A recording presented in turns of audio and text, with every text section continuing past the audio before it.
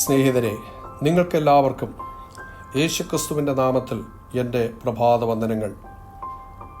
സഭാപ്രസംഗി 4-9 നാം ഇങ്ങനെ വായിക്കുന്നു: ഒരുവനേക്കാൾ ഇരുവർ ഏറെ നല്ലത്.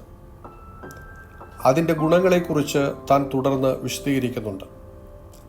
ജീവിതത്തിൽ ആരെയും കൂടെ കൂട്ടാത്തവർ ധാരാളമുണ്ട്.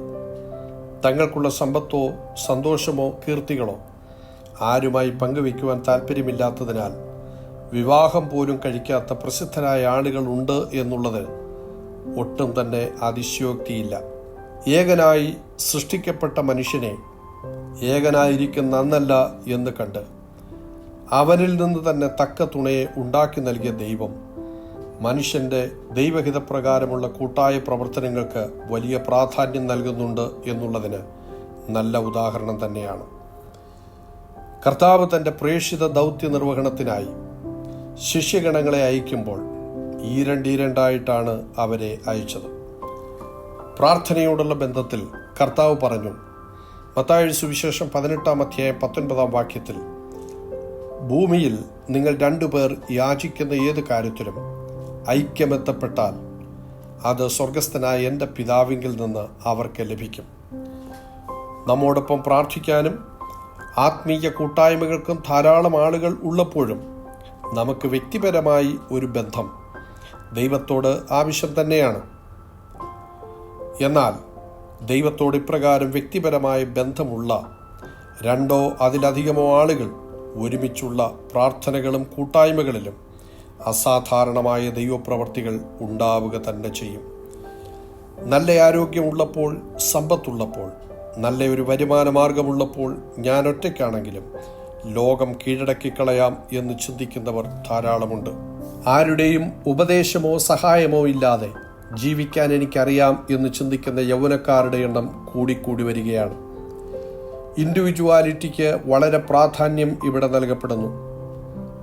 അങ്ങനെയുള്ളവരുടെ സങ്കല്പങ്ങളിലും ഭാവി പദ്ധതികളിലും മാതാപിതാക്കൾക്കോ സഹോദരങ്ങൾക്കോ മുതിർന്നവർക്കോ ആർക്കും തന്നെ സ്ഥാനം ഇല്ലാതാകുന്നു.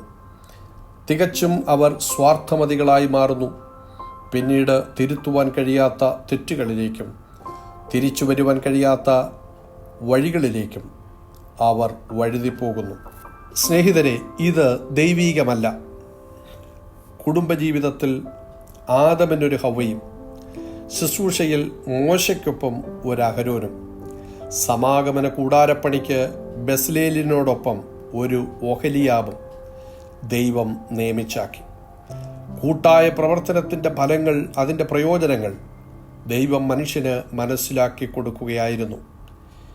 ഏകനായി മഹാത്ഭുതങ്ങളെ ചെയ്യുന്ന ദൈവം മനുഷ്യനായി ഭൂമിയിൽ അവതരിച്ചപ്പോൾ ദൈവം മറിയയോടൊപ്പം യോസഫിനെയും ചേർത്ത് നിർത്തി.